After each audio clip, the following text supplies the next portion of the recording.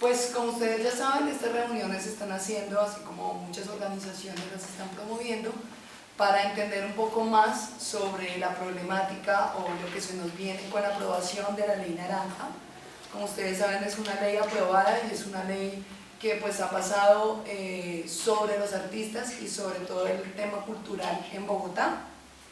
Así que pues a raíz de esto muchas organizaciones justamente como la UNA se han propuesto en realizar este tipo de espacios para que ustedes, los artistas y los trabajadores de la cultura, pues se puedan enterar.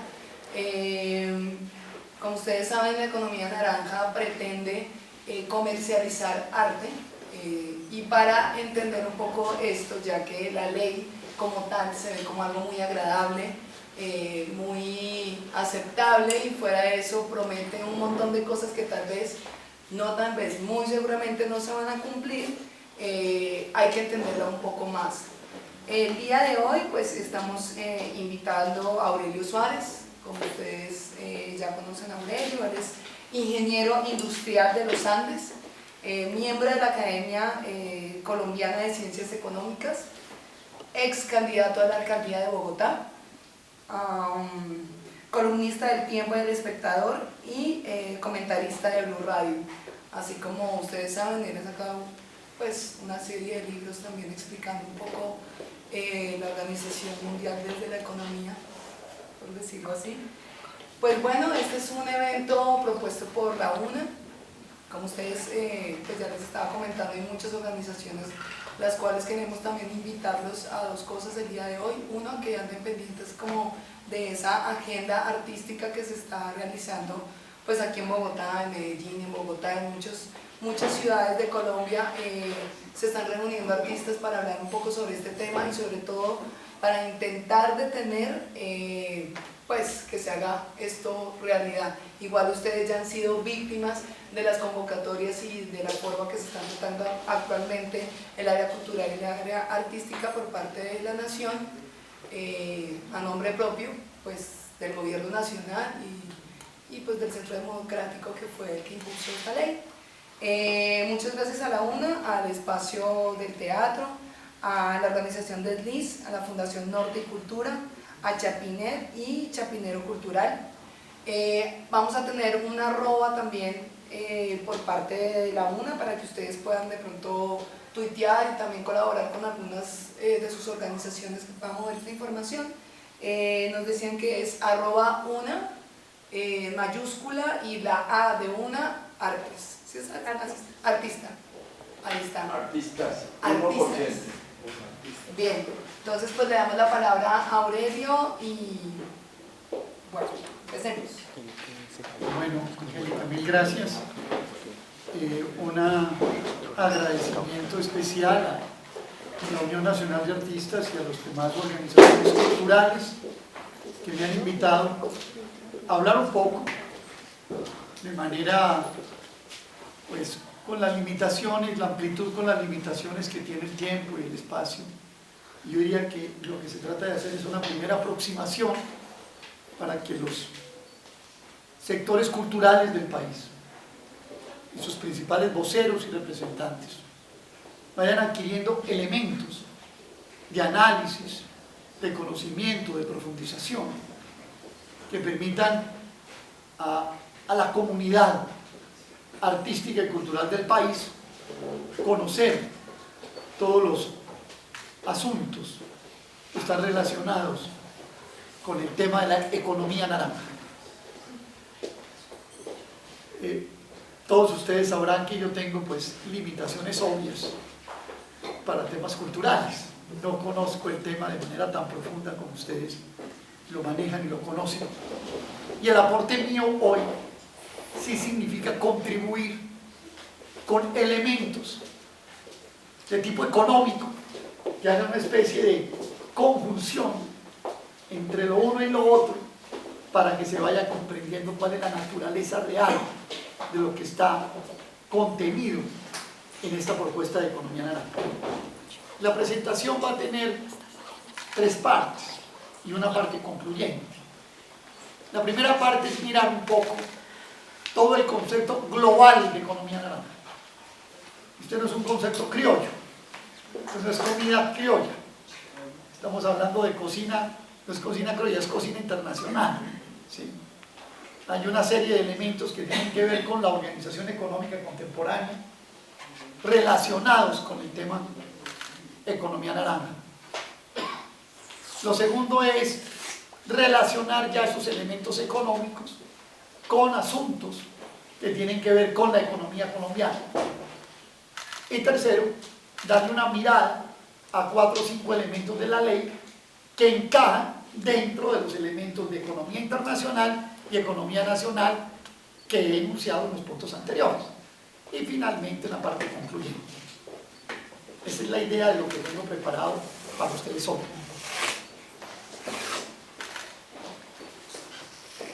Hay que entender, aquí adelante hay una científica, hay que entender que el capitalismo contemporáneo, la organización económica mundial contemporánea, está en un periodo de crisis económica.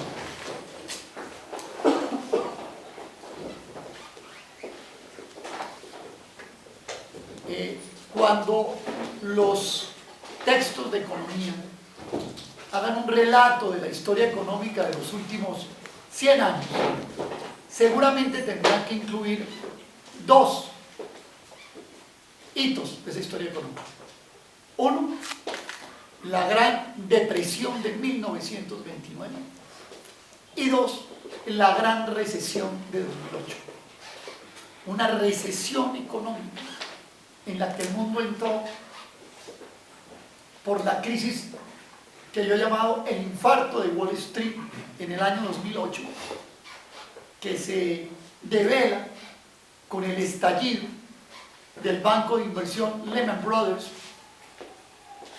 y que colocó a la economía mundial en una situación de receso, de ruptura en los circuitos económicos fundamentales, que son los circuitos de compra y venta y los circuitos de circulación del dinero.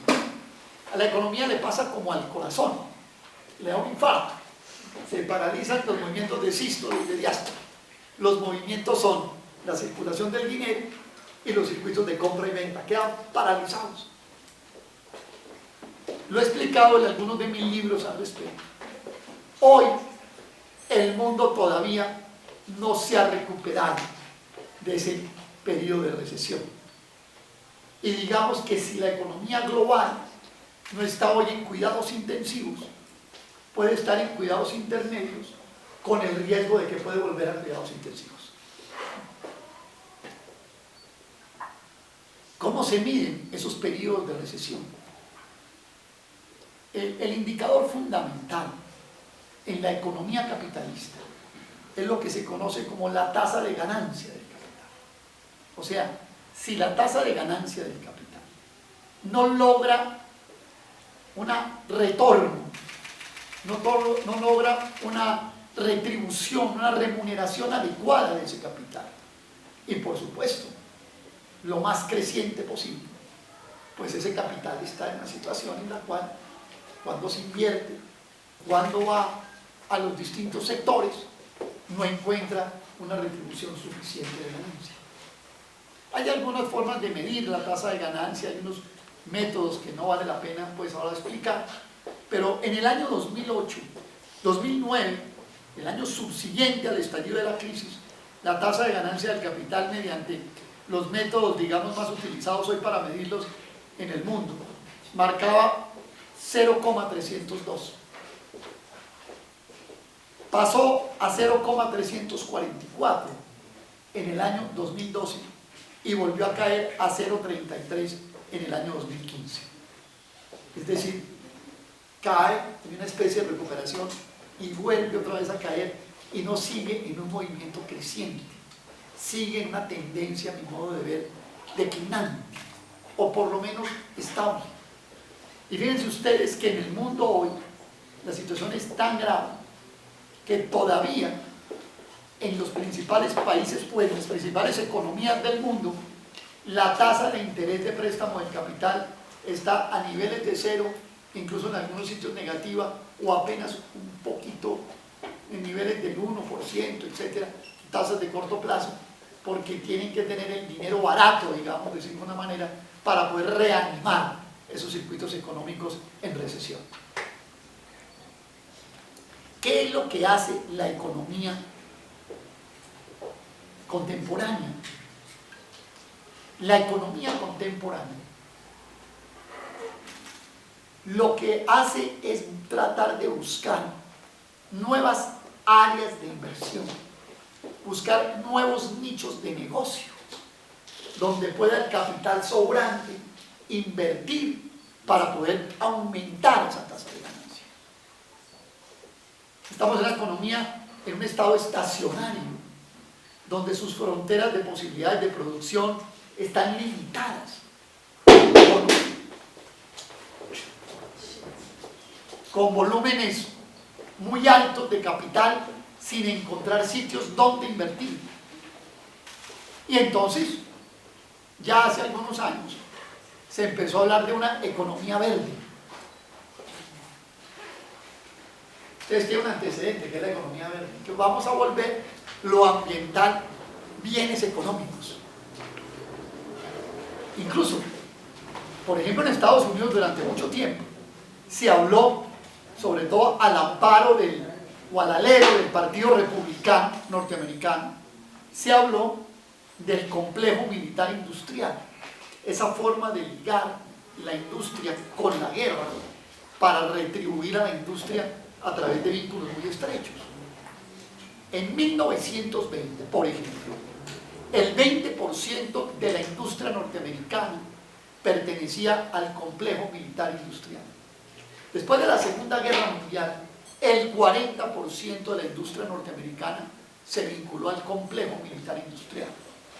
Y los últimos informes, por lo menos de lo que han estudiado, dicen que el 83% de la industria norteamericana pertenece hoy al complejo militar industrial. Es decir, cuando el gobierno de los Estados Unidos, por ejemplo, dice, para que esto se entienda, que un portaaviones, creo que se llama el Charles Vinson, va hacia la costa de Corea, lo que van montados allí son 85 aviones, una especie de ciudadelas que llevan amarradas industria química, metalmecánica, electrónica, etc. Toda una cantidad de industrias. La Boeing produce más motores para aviones de guerra que para aviones comerciales. Caterpillar produce más orugas para tanques de guerra que para tractores, etc. Maquinaria y equipo agrícola o industrial. Eso no fue suficiente. Amarrar la economía a la guerra no resulta todavía suficiente. No olviden ustedes que, por ejemplo, Trump acaba de subir el presupuesto de defensa en 54.000 millones de dólares. Y Estados Unidos gasta más en guerra, seguridad y defensa que los 5 economías siguientes en ese rubro. Pero parece que no resultará suficiente. Ni la especulación financiera, ni la economía de guerra resultan suficientes. Y hay que empezar a crear nuevas formas de inversión del capital. Por ejemplo, se habla de un complejo, lo llaman un complejo ambiental industrial, que fue empezar a conseguir, a convertir en productos verdes valores ambientales. Entonces vamos a hacer los carros eléctricos. Cada carro eléctrico, por ejemplo, en Alemania, tiene 2.300 euros de subsidio estatal. Vamos a convertir los combustibles no fósiles en mercancías al amparo de un modelo verde. Entonces construimos el etanol de maíz, que hoy ocupa el 16% de la producción del maíz en los Estados Unidos. Recordemos que la producción de maíz en los Estados Unidos al año es más o menos 330, 350 millones de toneladas de maíz. Y empezar a convertir en el tema verde en otro nicho de inversión.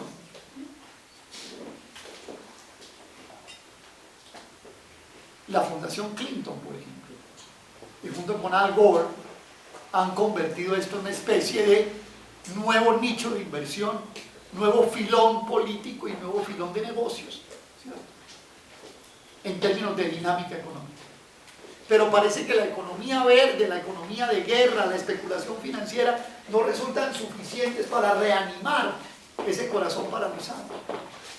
Y entonces ahora hemos entrado al capítulo de la economía naranja.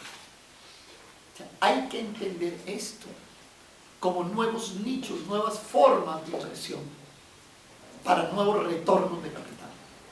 Porque en el mundo hay excedentes de capital. Pónganle cuidado a esto que voy a decir.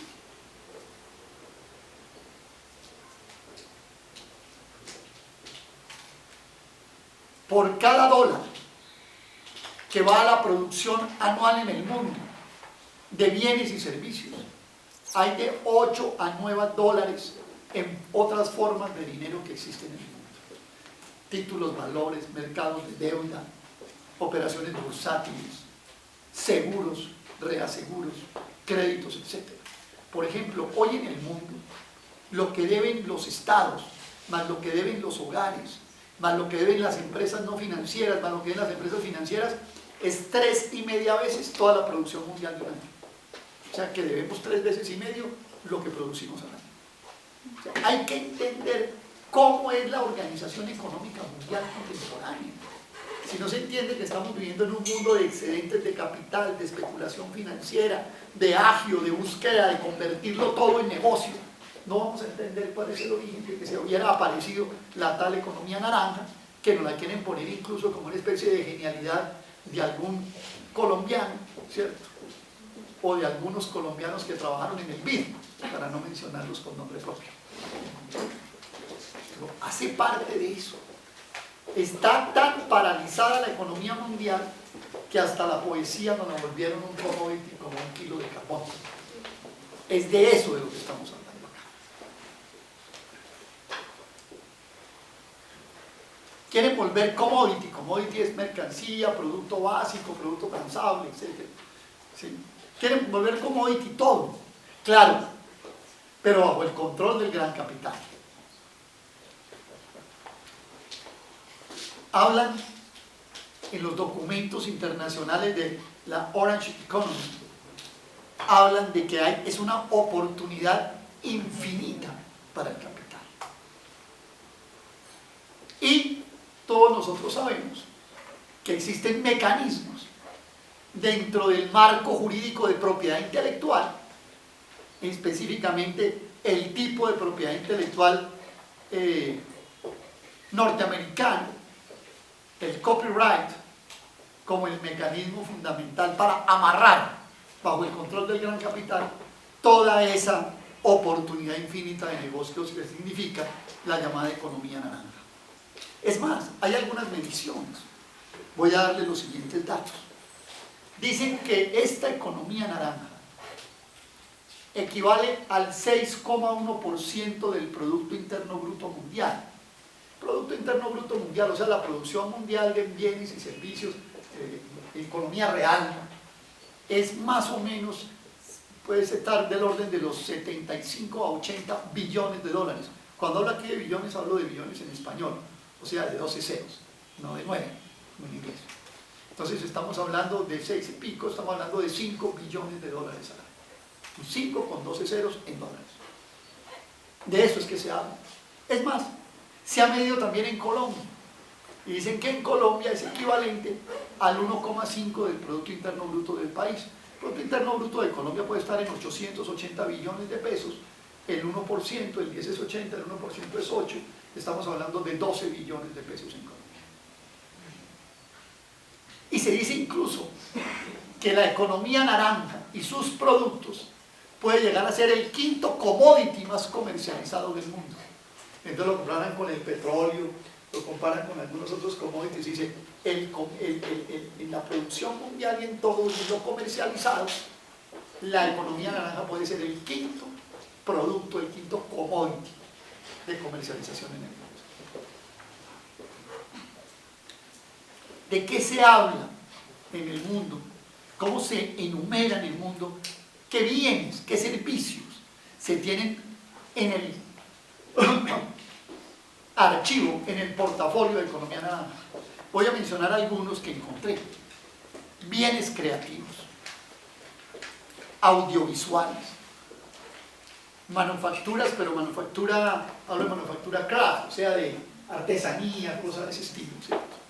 ¿Ya?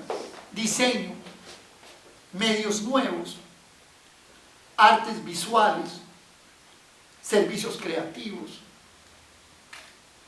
arquitectura, cultura cultura y entretenimiento, pero no el entretenimiento, digamos, sino, por ejemplo, todo lo que puede ser teatro, música, poesía, etc., ¿sí? E investigación y desarrollo. Esos son más o menos los subsectores que van a pertenecer a esta especie de sector de economía naranja. Y dicen algo que es muy interesante, realmente me llamó la atención de lo que señalan sobre este tipo de bienes. Disculpen. Este tipo de bienes, dicen, tienen dos características. Una, y esto es bien interesante, dice, no son volátiles.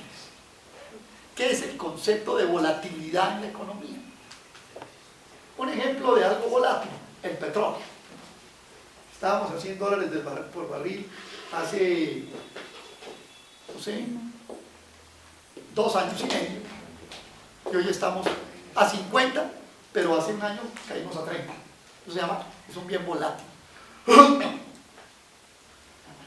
También es volátil el café. Son volátiles los productos alimentarios, los géneros alimentarios.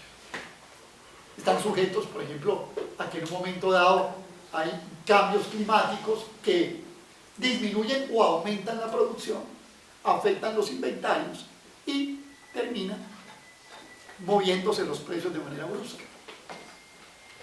Precisamente para algún estudio que estoy haciendo sobre los temas cafeteros globales, señalé que en los últimos, puedo decir que en los últimos 15 años, 16 años de caficultura, el precio del café colombiano ha tenido un promedio de 1,43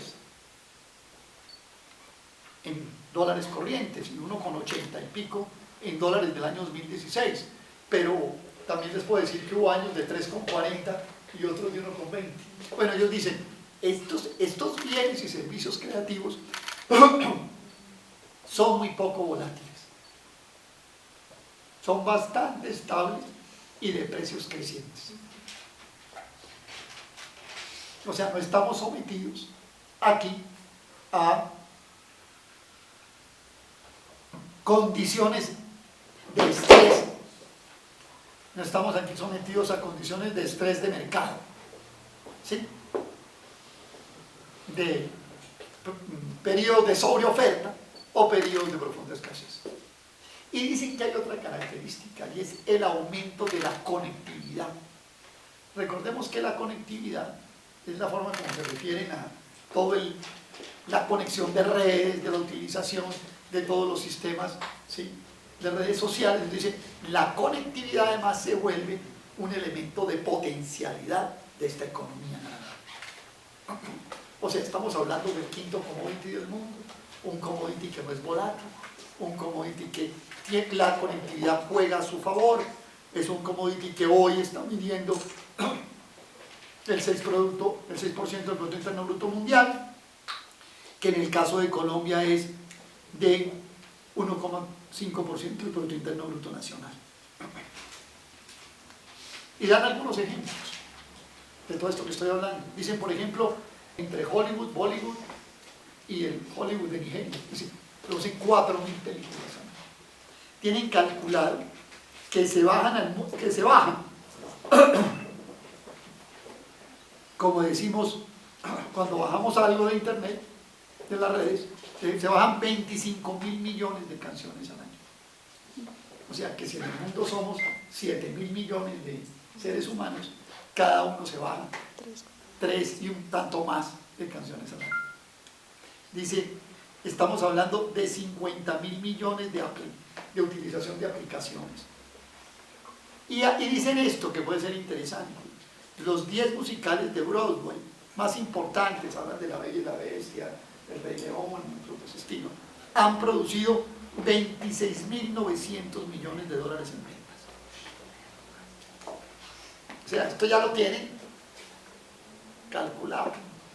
Ahora, cuando uno ve estas cosas de esta magnitud, pues Colombia, pues somos muy marginales realmente en este campo, pero eso, la marginalidad no nos exime de que nos caiga la regla de hierro que nos van a imponer con esto. Hablamos entonces de qué tipo de empresas. Ya hablamos los bienes que componen la economía naranja, quiénes son los agentes que se van a mover en esta economía. Las industrias culturales, las industrias creativas, las industrias de las artes, las industrias de entretenimiento, las industrias de contenido,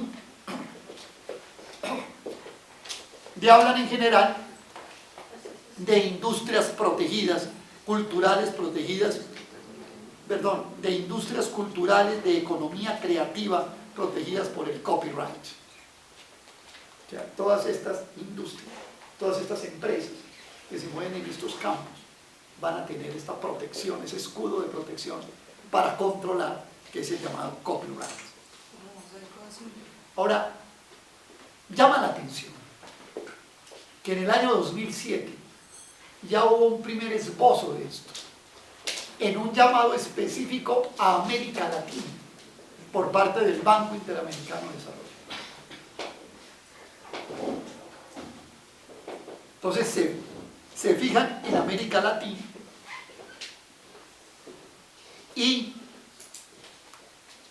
me llama la atención, y esto que es bastante triste cuando uno lo lee y lo estudia.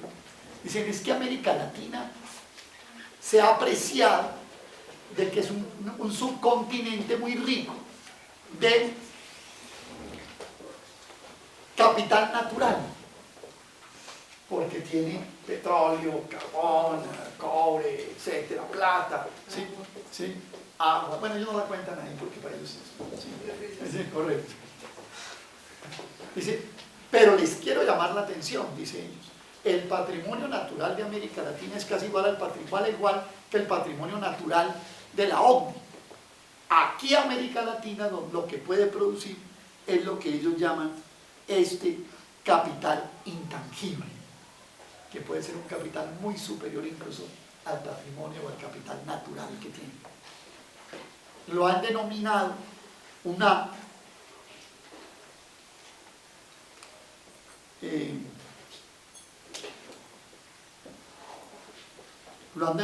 una especie de ventaja comparativa, sobre eso voy a hablar más adelante, ¿sí? Que tiene la economía naranja en América Latina. Hablamos de cuáles son los sectores, cuáles son las empresas, e incluso voy a tratar de detallar cuáles son los productos que los tienen en economía naranja. O sea, hablamos sectores, ¿sí? Les dije bienes creativos, audiovisuales, etcétera, qué empresas, qué industrias se mueven allí y qué productos son detrás de los que están, ¿sí? Libros convencionales, publicidad, impresión, periódicos, magazines, artes visuales, conciertos, museos, galerías, teatros, orquestas, periódicos, literatura, librerías audiovisuales, películas, televisión, fotografía, video casero, fonografía, discografía, radio, danza, ópera, artesanías, diseño, moda, turismo cultural, arquitectura, gastronomía, productos típicos, ecoturismo, deportes, multimedias nuevas, software, ¿sí? Elaboración de software, ¿sí? Videojuegos e industria de soporte de medios. Ahí está el listado de todos los productos que hay. Entonces, ¿qué les he dicho? ¿Por qué aparece la economía naranja en medio de un mundo en crisis? ¿Qué valores tiene? ¿Qué cosas tiene? ¿Cómo es el aforo que tiene? ¿Cómo lo llaman esto? Un capital intangible. ¿Qué subsectores tiene? ¿Qué tipo de empresas están allí? ¿Y qué productos son los que se van a comercializar? aquí aparecen dos o tres elementos adicionales, ya muy propios de todos estos productos vueltos mercancía, vueltos commodities. Uno, esa especie de marco jurídico que tiene el negocio, que es la llamada propiedad intelectual, que no es la propiedad intelectual del creador, es la llamada propiedad. Ese es el gran cambio. En el mundo de la propiedad intelectual ha habido dos escuelas o dos corrientes enfrentadas históricamente. La corriente francesa, que siempre colocaba al creador como el detentador de la propiedad intelectual de su creación, y la escuela anglosajona, que coloca la propiedad intelectual en cabeza del comercializador. Con la firma del Tratado de Libre Comercio de Colombia con los Estados Unidos, el país ingresó en el mundo y en la concepción propia de la propiedad intelectual del mundo anglosajón del copyright. O sea, de que el dueño de la propiedad intelectual de la creación es el comercializador de esa creación y no el creador. Esto es fundamental, porque incluso yo les podría decir una cosa. Hasta aquí podríamos estar todos de acuerdo. Bueno, listo, nos vamos a volver todos los artistas ricos, ¿cierto? Porque, ¿cierto? Somos los nuevos millonarios. Eso ya de millonarios no. Lo único que queda de millonarios es mi gran equipo de historia, de todos son millonarios. Yo siempre lo aprovecho para echar una cosa. Sí. Ahora es millonario, entonces nos vamos a volver millonarios. Es decir, hasta aquí todos éramos millonarios, pero cuando yo llego les digo, lo siento amigos, estas industrias están protegidas por el copyright y van a ser las dueñas de la propiedad de esa creación. El país se ha adaptado a esa concepción anglosajona de la propiedad intelectual. Ahí están los capítulos de propiedad intelectual. Yo no me voy a poner aquí a hablar ahora de propiedad intelectual. Están en los capítulos respectivos de los tratados de libre comercio, tanto europeos como norteamericanos. Y ustedes saben muy bien que cobija todas las obras creativas, los dominios de Internet. Y, por supuesto, los medicamentos, por ejemplo, etc. Está muy en el marco de los tratados de libre comercio. Voy a decirles lo siguiente. Las expectativas del capital, de los negociantes, de los businessmen, de las grandes empresas, de las enterprises, está más ligado a este tipo de comercio que al mercadeo del maíz, el trigo y la cebada. Hoy todavía hay muchos amigos que analizan los TLC, a propósito de que estamos en los siglos del TLC, simplemente con la parte comercial, que vendimos que estamos vendiendo lechona enlatada para unas colombianos en Queens, ¿sí? Y que a cambio estamos trayendo no sé cuántas toneladas de trigo. Esa es una parte, incluso digo, el comercio es una parte bastante marginal de los tratados de libre comercio. Las partes sustanciales de los tratados de libre comercio es la parte que tiene que ver con los movimientos de capital. Y una parte adicional tiene que ver con el comercio de servicios. Es decir, les voy a contar esto. Estados Unidos, en el comercio de bienes, obtiene un déficit muy grande, entre otras cosas por su todavía dependencia petrolera, aunque la ha venido disminuyendo, y va a disminuirla más. Dicen que con Trump van a llegar a 10 millones de dólares, 10 millones de barriles diarios de petróleo, ¿sí? Cuando hace algunos años estaban en 5 o 6 millones de barriles diarios de petróleo, ¿sí?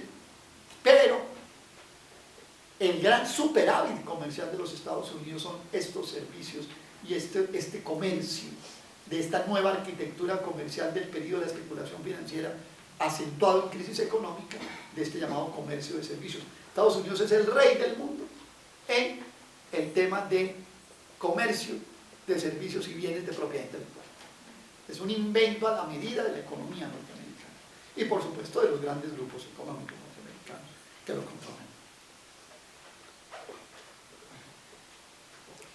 Terminemos esta primera parte con dos cosas, dos conceptos que pueden servir de complemento para comprensión del asunto. Uno es lo que se llama la ventaja comparativa.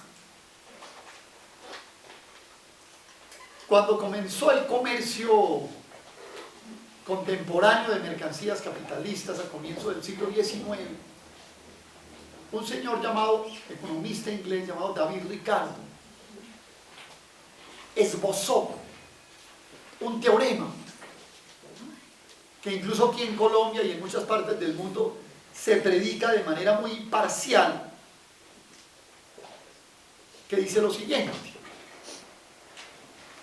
si los países se especializan en aquellos productos que tienen ventaja comparativa, habrá un intercambio feliz a nivel mundial. O sea, yo eso lo vi más o menos, en mi época era geometría de tercero bachillerato, no sé ahora eso cómo sea, ¿cierto? Pero se acuerda que eran los teoremas, hipótesis y tesis, ¿cierto? Entonces la hipótesis es, si los países se especializan en aquellos productos que tengan ventaja comparativa, la tesis, el mundo será feliz. Aquí en Colombia solo cuentan la primera parte del teorema, es que los países se especializan. La parte de la cara bonita, no, de la carita pues de felicidad, esa todavía no la hemos visto. Pero hay que especializarse. Entonces, ese teorema de David Ricardo fue complementado por otro teorema del comercio internacional, teorema que lo llaman HO, tiene ventaja comparativa donde tiene menores costos porque tiene el factor de producción más abundante. Quiere decir este enredo que acabo de explicar, que en los países donde lo que abunda es mano de obra, van a tener la ventaja comparativa en la mano de obra barata. Y en los países donde abunda el capital, la ventaja comparativa va a estar en bienes que tengan un componente importante y superior de capital, a través de equipo, etcétera, etcétera, o simplemente de capital que financia a menores costos la operación. ¿A qué pertenece Colombia? ¿Al que es abundante en capital o al que es abundante en mano de obra? En mano de obra. Pues sí, basta salir por la carrera séptima y pararse en un semáforo y ver cuál es el recurso nuestro más abundante, si no encuentra ocupación. O sea, quiero señalar una cosa: en el marco global de la economía naranja, del comercio, de todo lo que se está pensando, hoy nuestra ventaja comparativa, como en los demás productos, es la mano de obra calificada y barata. Creo que esto da una señal muy clara para los artistas, los gestores culturales, etcétera, cuál es la parte que nos va tocando en esa división internacional del trabajo de la economía naranja globalizada. Porque cuando uno lee los documentos de la Orange Economy, encuentra que fundamentalmente son valores, capital natural que puede convertirse, capital intangible que puede convertirse en exportación. ¿Qué es capital intangible en exportación bajo el esquema de un DLC con propiedad intelectual, del copyright de empresas norteamericanas en estas industrias y con estos productos? Es mano de obra barata. Buenos libros con poquita regalía, buenos actores pagados baratos. Por eso tienen razón los compañeros que, haciendo un análisis de la ley, dijeron que se trataba de instaurar en el país una maquila cultural. Recuerden que maquila es el nombre que se denomina a la relocalización de grandes industrias de los países desarrollados en países de mano de obra barata. O sea que yo estoy haciendo un pronóstico a ustedes, sé que bastante amargo, pero bueno, esa es nuestra ventaja comparativa, ¿sí? Incluso aquí pueden darse cosas como que se vengan a hacer películas con alguna relevancia, pero apoyados en que tenemos buenos artistas y no hay que pagarles como a los de Hollywood. Aquí puede estar. Bueno, pues yo cuando empecé Diego dije que yo de esto no sabía, no estoy hablando de economía, ya sé qué se está pasando y todo, sí, pues no sé bien, pero es así. Entonces, pues bueno, mejor todavía, o sea que verifica mi tesis. Digamos que con esta primera parte creo que he tratado de darles un panorama general, cuál es la causa, cuáles son los elementos constitutivos, estructurales, etcétera, que componen este paquete de economía naranja. Ahora, Lo que uno dice es que sí tiene que tener uno alma de torero para meter al país en esto, ¿cierto? Sí. Lo segundo, ¿qué tiene que ver la economía naranja con la economía colombiana? Estoy hablando de la economía naranja que he descrito con estas características, con estos componentes en este mundo TLC, etcétera, etcétera.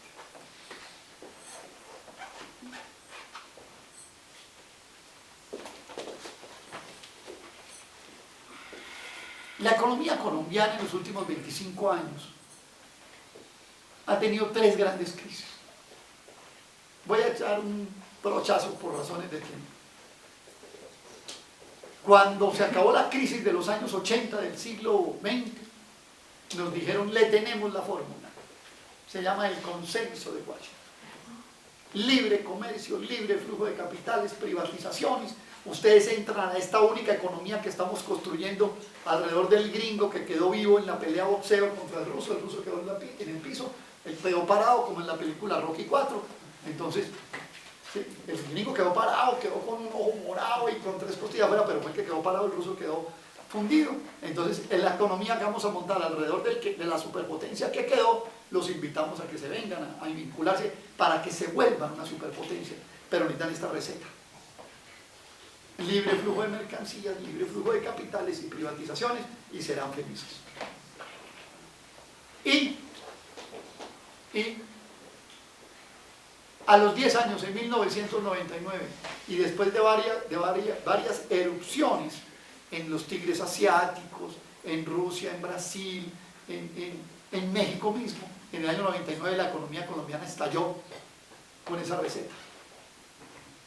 Y entonces 800.000 hogares perdieron sus viviendas, el desempleo llegó al 20%, la economía tuvo un decaimiento del menos 4,5%, la industria otro decaimiento del menos 13%. Es el peor año económico de la historia de este país desde que hay registros estadísticos.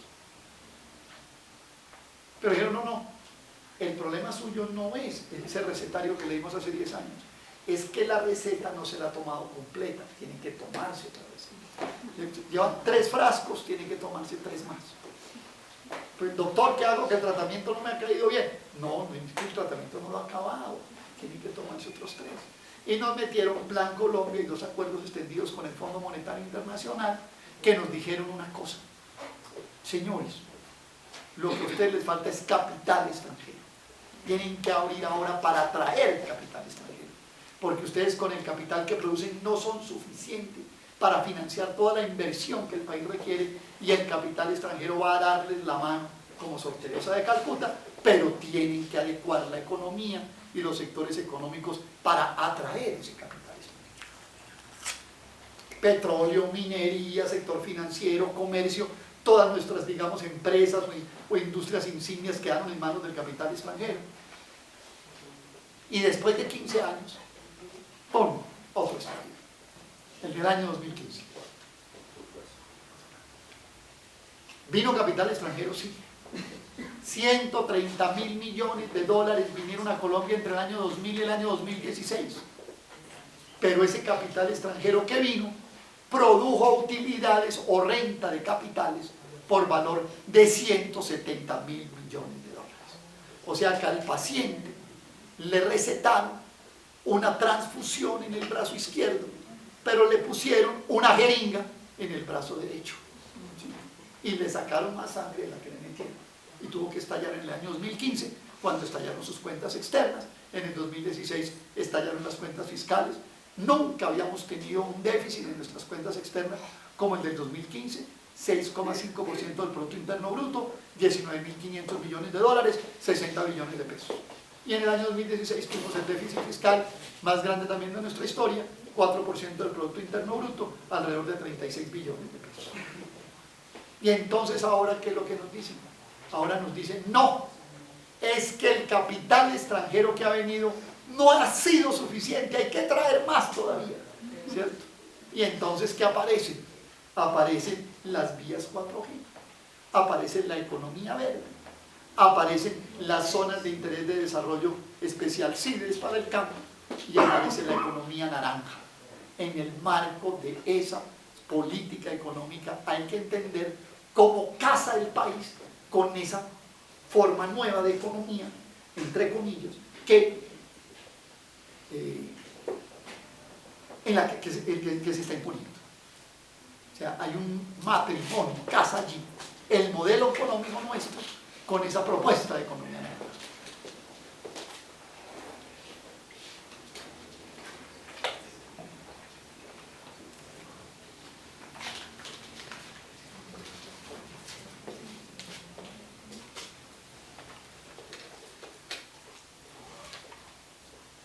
Esto tiene un elemento incluso más grave.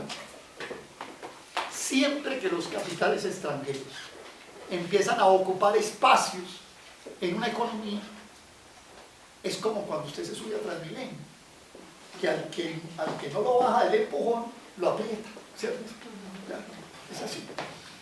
Entonces, aquí va a desatarse, por supuesto, en temas, por ejemplo, como cuota de pantalla, que también ya lo regulan los tratados de libre comercio, también un desplazamiento o un arrinconamiento de las industrias, incluso en el marco de la misma concepción de mercantilización de la cultura, las industrias nacionales también van a ser estrechadas o desplazadas.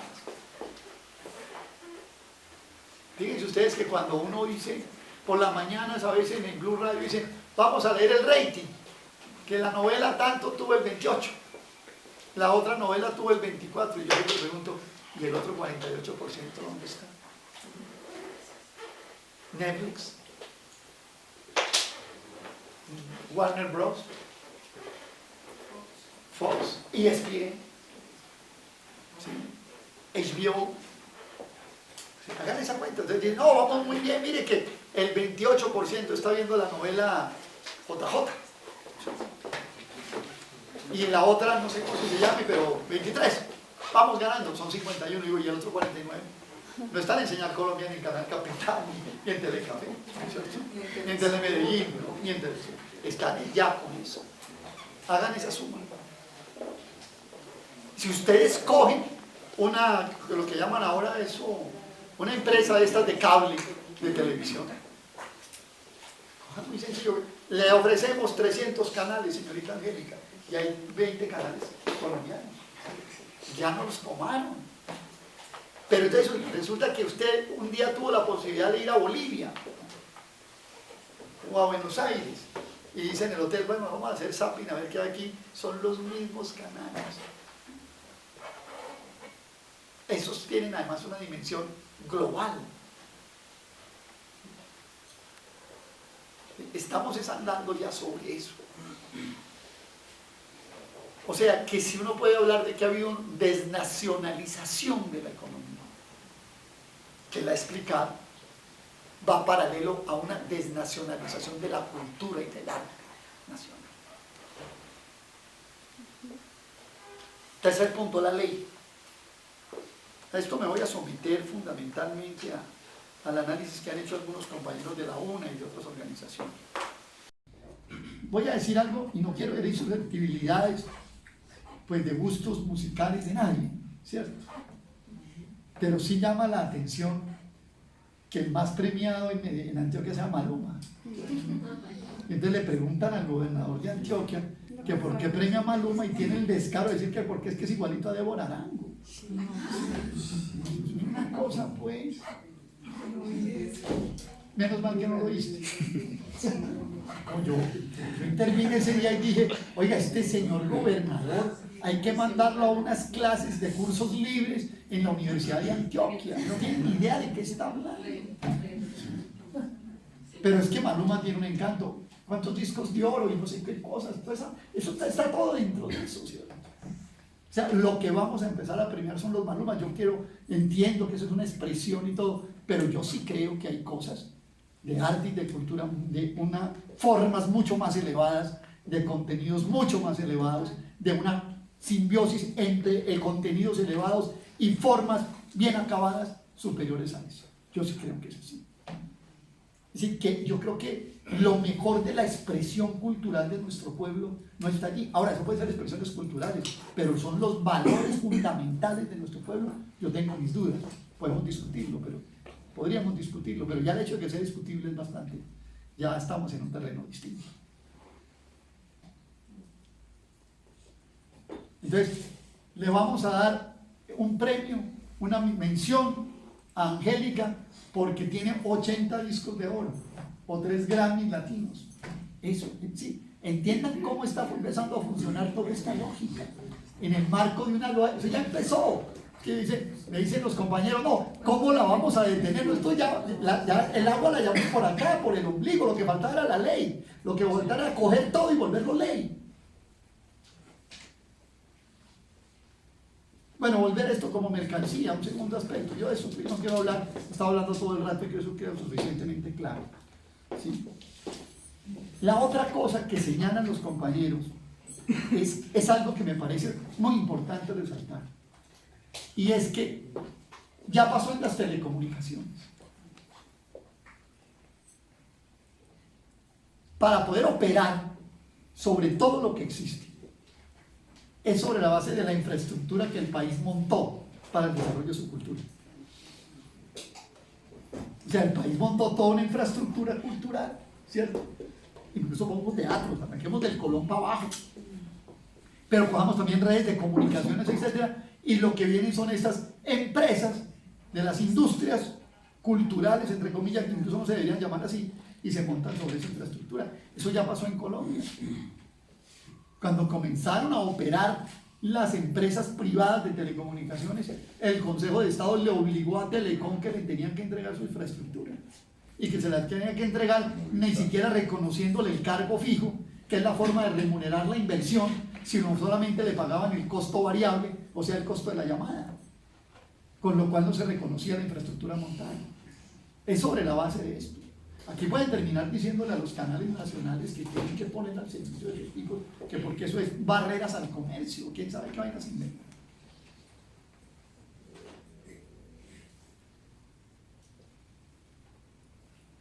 Entonces, mientras ellos se aseguran el copyright, nosotros en el marco del comercio tenemos que entregarle toda la infraestructura para que pueda haber una competencia equitativa.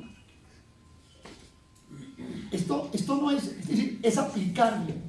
Yo cuando estuve leyendo esta ley, mirando las observaciones que se han hecho sobre ellos por parte de los grupos de trabajo de artistas, de distintos grupos de trabajo, decía, esta es una ley igualita a la de la MANI.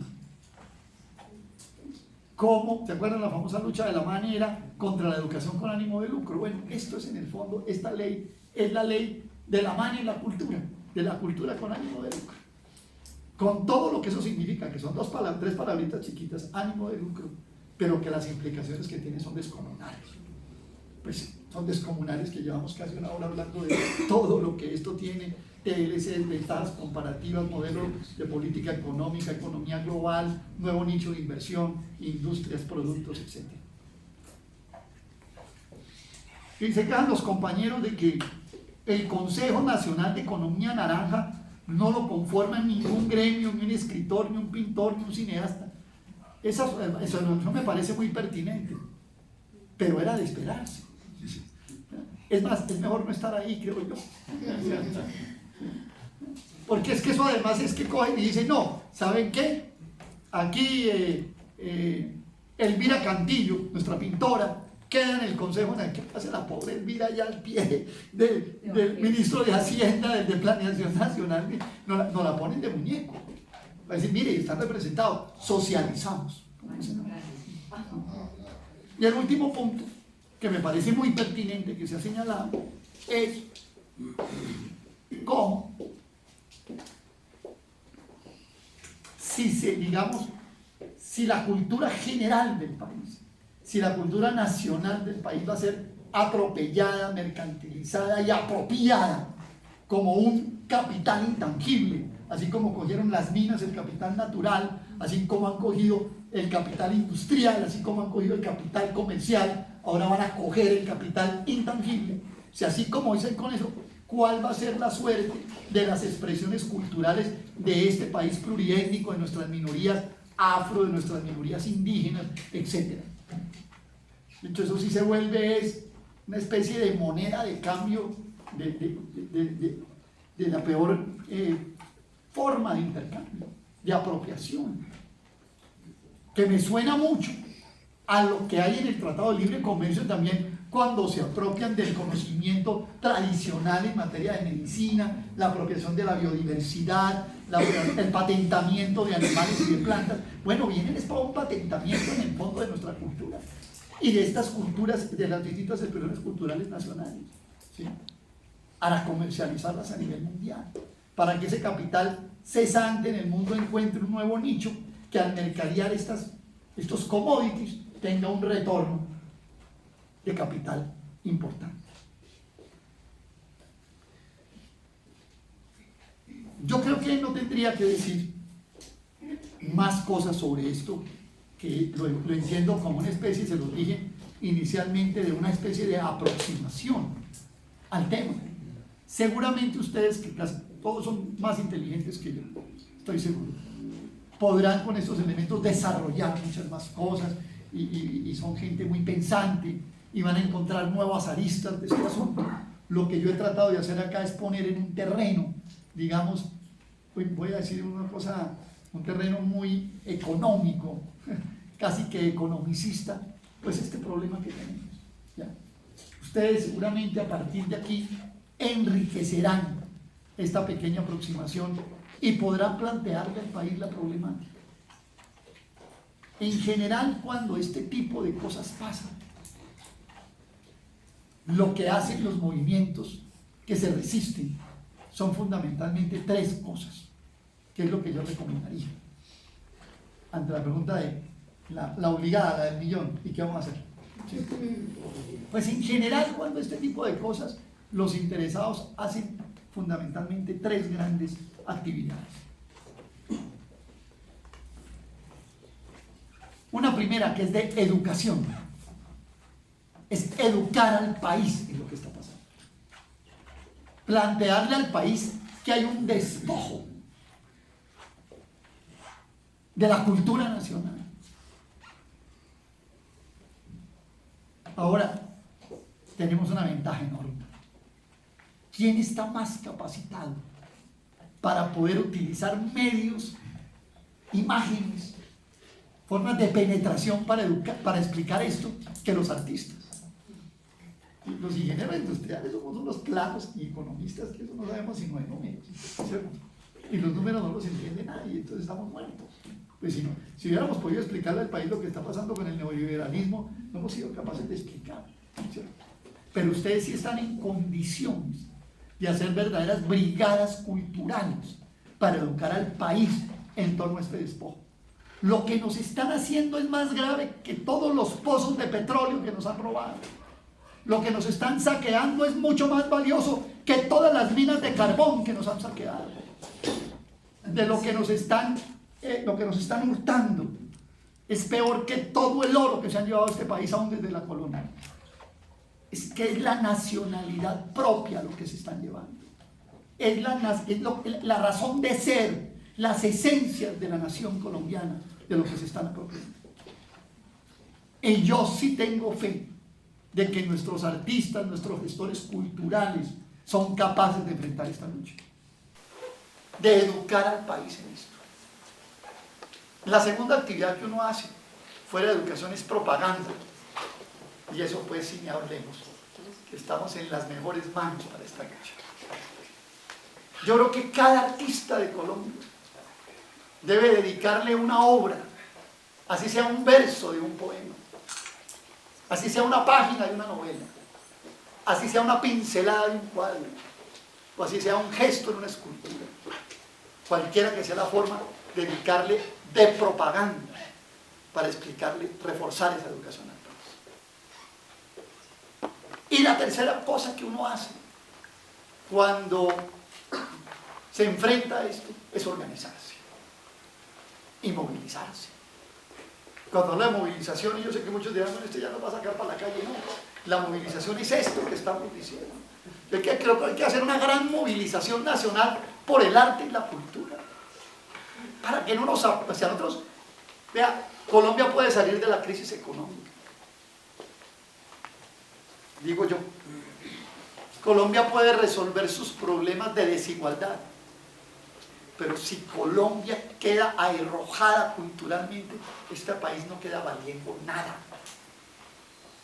Queda volviéndose un cero a la izquierda. Así tengamos los bolsillos llenos todos, porque ya no seremos ni nación. Yo creo que inventarse formas creativas, aprovechar hoy que estamos en esta conferencia para que a partir de hoy se comience una gran ruta de formas creativas para enfrentar eso. Por ejemplo, cuando el Tratado de Libre Comercio empezó a discutirse con los indígenas, con los campesinos de los productos agropecuarios de clima frío, de clima templado, con los productores de arroz, organizamos consultas nacionales rechazando eso. Eso no lo tuvo en cuenta nadie, pero movilizamos, le dijimos al país. ¿Ya? Los indígenas inventaron una que era, ¿está de acuerdo usted sí o no con que no? Una cosa pues súper dura. Entonces, yo me acuerdo que tuve un debate con el ministro de Comercio entonces, Jorge Humberto Botero, porque él me decía, pero ¿cómo va a decir quién va a votar que está de acuerdo con ese despojo? ¿Sí? Eso no refleja nada, usted no refleja nada porque para ustedes eso no significa nada. Para la gente sí significa la vida. Me acuerdo que era algo relacionado con la vida. Yo creo que es la hora de decirle la verdad al país a partir de esto. Teniendo en cuenta una cosa que no podemos olvidar, y que ustedes la saben más que yo porque de esto entienden más que yo, que toda gran transformación social y económica de una sociedad tiene una especie de alborada, de despertar, cuando comienza la lucha cultural en la sociedad. Cuando ustedes estudian las historias de las grandes transformaciones sociales de la humanidad, a todas ellas les ha precedido un enorme movimiento cultural, una enorme especie de campanada, una especie de alborada que la cultura le toca al resto de la sociedad para decirle, no podemos dejar que nuestro país se deje humillar de una manera como lo están humillando. Muchas gracias por escuchar.